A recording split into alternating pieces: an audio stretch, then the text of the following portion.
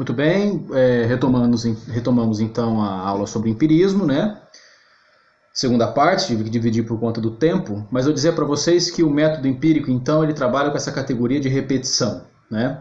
É uma das características centrais do empirismo, é a ideia de você repetir uma experiência várias vezes, em diversos campos diferentes de análise, ou seja, não basta que seja feita uma mesma experiência num determinado lugar, é importante que também seja feita em outros lugares. Então é por isso que nós falamos em uma comunidade científica que quando vai experimentar, por exemplo, um novo medicamento, o que quer que seja, em época de coronavírus, né, trazendo para os nossos dias, a ciência ela tem essa cautela exatamente porque o empirismo tem essa cautela.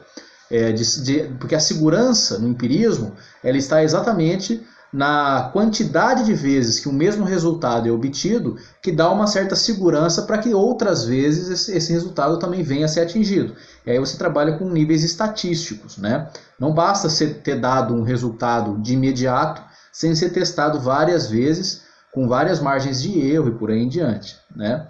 Nesse sentido, então, o empirismo ele tem uma segurança, ele é um método de conhecimento mais seguro do que os outros métodos, exatamente porque ele tem a segurança dele está no teste, né? Na forma como esse teste é feito. Então esse teste é feito universalmente, obteve-se o mesmo resultado em vários lugares diferentes, ótimo, então de repente nós estamos mais próximo da verdade, não necessariamente é a verdade, porque a ciência ela não trabalha com categorias de absoluto, tá? Como por exemplo a religião trabalha. A religião muitas vezes ela trabalha com categorias de conhecimentos absolutos, então de certezas absolutas. A ciência ela já não vai por aí. A ciência não trabalha com conceitos absolutos, porque o próprio objetivo da ciência é estar sempre revendo as suas teses, não é? Porque algo pode ser aprimorado, de repente um meio, né, um instrumento de conhecimento pode ser aprimorado e de repente algo que foi respondido ainda com lacunas, essas lacunas podem vir a ser preenchidas. Essa é a beleza da ciência, né? A ciência ela nunca bate o martelo e diz é isso. Porque se ela fizesse assim, ela esgotaria a possibilidade do conhecimento. E a ciência não quer esgotar a possibilidade do conhecimento, pelo contrário, ela quer cada vez mais aprimorá-lo. Por isso, não à toa, que a ciência ela trabalha com o conceito de teoria científica. Por que teoria científica? Porque ela não quer que aquilo seja uma verdade absoluta, pelo contrário, uma outra teoria posteriormente pode vir a aprimorar a primeira. Vamos lembrar lá da teoria, a teoria da gravidade de Newton, não é? A teoria da gravidade de Newton foi aprimorada, aperfeiçoada pela teoria da relatividade de Einstein, não é? Uma teoria, ela não anulou necessariamente a outra, ela aperfeiçoou porque de repente os instrumentos de análise foram aperfeiçoados. Se nós captamos o mundo através dos nossos órgãos sensoriais, que eu já citei, então se a ciência desenvolve um meio para aprofundar ou aumentar essa capacidade que nós temos, a capacidade sensorial que nós temos, quanto mais ou quanto melhor será. Então, por exemplo, o nosso órgão visão, ele alcança até determinado alcance. Agora, o homem criou instrumentos, não é, para aumentar, multiplicar centenas de vezes mais a capacidade ocular, o binóculo, né, o telescópio, enfim. Então, quer dizer, tudo isso é para aumentar os nossos órgãos sensoriais de captação do mundo para poder entendê-lo melhor. Então, o empirismo é exatamente isso.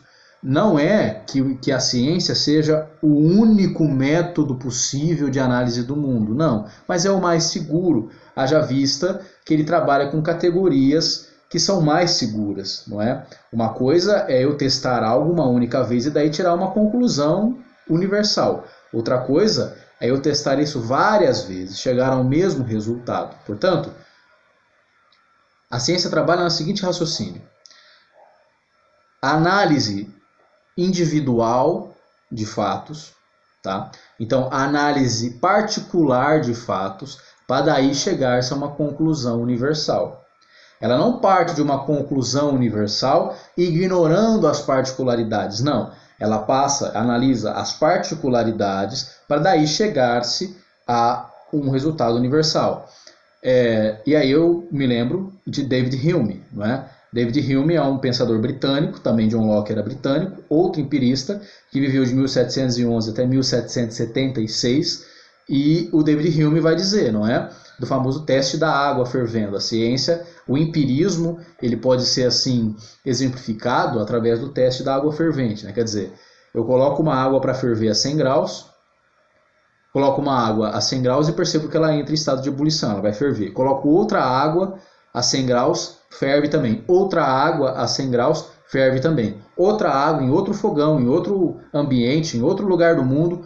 Quando vários testes foram feitos com a mesma água colocada a 100 graus e sempre a água ferve, e aí então, a partir da análise dos particulares, eu chego a uma conceituação universal: toda a água ferve. Entenderam? Então a nossa razão, ela tem a capacidade de universalizar as experiências que nós fazemos com os entes particulares. Então eu analiso um particularmente, analiso o outro. A cada análise particular eu digo: esta água ferveu a 100 graus, esta água ferveu a 100 graus, esta água ferveu a 100 graus, e daí eu tiro uma conclusão universal: toda água a 100 graus ferve. Por isso que essa busca por medicamentos, né, para a cura do coronavírus, ela é tão demorada, porque a ciência demanda tempo, né? A ciência, ela demanda uma análise mais minuciosa, ok? Por isso é mais segura. Então o empirismo, ele quis dar uma segurança que antes certas teorias filosóficas não alcançavam, simplesmente, não é? Porque ficavam no campo do abstrato, ficavam no campo da lógica. E a lógica também é importante, mas nem sempre algo lógico é algo real. Eu posso construir toda uma logicidade argumentativa e isso não corresponder à realidade dos fatos. Então, a ciência, ela busca, de fato, que a coisa, digamos assim, o objeto da experiência dite para nós o que ele é, e não o contrário. Ou seja, é a nossa capacidade racional que deve abstrair a realidade e não contaminar a realidade. Isso é o método empírico. Independente da teoria que eu tenho das coisas, independente da visão de mundo que eu tenho das coisas, independente do sentido que eu agrego às coisas, eu preciso tentar adequar a minha razão, ou seja, as minhas ideias, à realidade. Do contrário, eu tenho um processo alucinatório, até esquizofrênico, né? Portanto, o empirismo, ele é um dos métodos mais seguros exatamente porque ele tenta coadunar, ele tenta conciliar essas duas correntes de pensamento que sempre são presentes na filosofia, principalmente a partir do século XVII, e que até hoje requerem muitos debates, ou seja, que é o racionalismo, a ideia de que a razão humana ela está acima e comanda o processo de conhecimento, ou o empirismo, ou seja, a ideia de que a experiência com o mundo real é que deve comandar o processo do conhecimento. Então é só para vocês aqui entenderem essa divisão no primeiro momento entre empirismo e racionalismo. Racionalismo muito presente em Platão, racionalismo muito presente em Descartes, já na Idade Moderna, empirismo presente em John Locke, em David Hume. Aliás, John Locke dizia, por exemplo, é famoso isso na filosofia dele, no pensamento dele, de que o homem, ele nada mais é do que uma tábula rasa. Tá? O que é uma tábula rasa? Uma tábula rasa é uma folha em branco, por exemplo. Né? Pode ser dado por esse exemplo. É como se ele dissesse que o homem é uma folha em branco. Quando ele vem ao mundo, ele vem com uma folha em branco. E ele vai preenchendo essa folha na medida em que ele vai experimentando o mundo.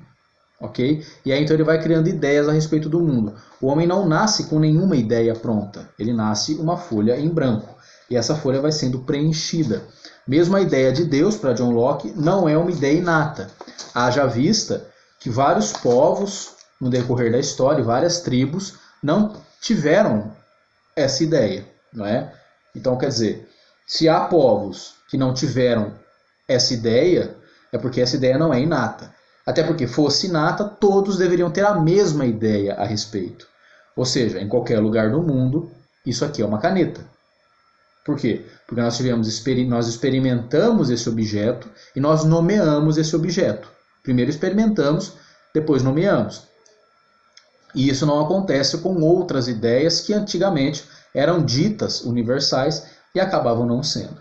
Então que nós possamos entender essas categorias de empirismo, que é o estudo e a busca da realidade através do método experimental, em contraposição ao racionalismo, que é a ideia de que a razão humana é quem conduz o processo do conhecimento. Na verdade, depois um filósofo chamado Immanuel Kant vai tentar conciliar essas duas coisas e dizer que o processo do conhecimento acontece numa fusão entre as duas. Ok? Então que nós possamos ter entendido bem aí tudo isso, né? Entender que o método empírico é um método que nos aproxima mais de um conhecimento seguro. Não é uma verdade absoluta, a ciência não quer isso, né? Por isso que ela trabalha com teorias, mas são teorias que mais se aproximam com a realidade experimentada. Ok? Agradeço a atenção, se atentem à atividade. Essa aula estará postada no canal, no portal, a partir do dia 5/5, terça-feira, e vocês têm até o dia 11/5, segunda-feira, para responder a atividade a ela vinculada. Muito obrigado, agradeço a atenção de vocês e tenham todos uma boa semana.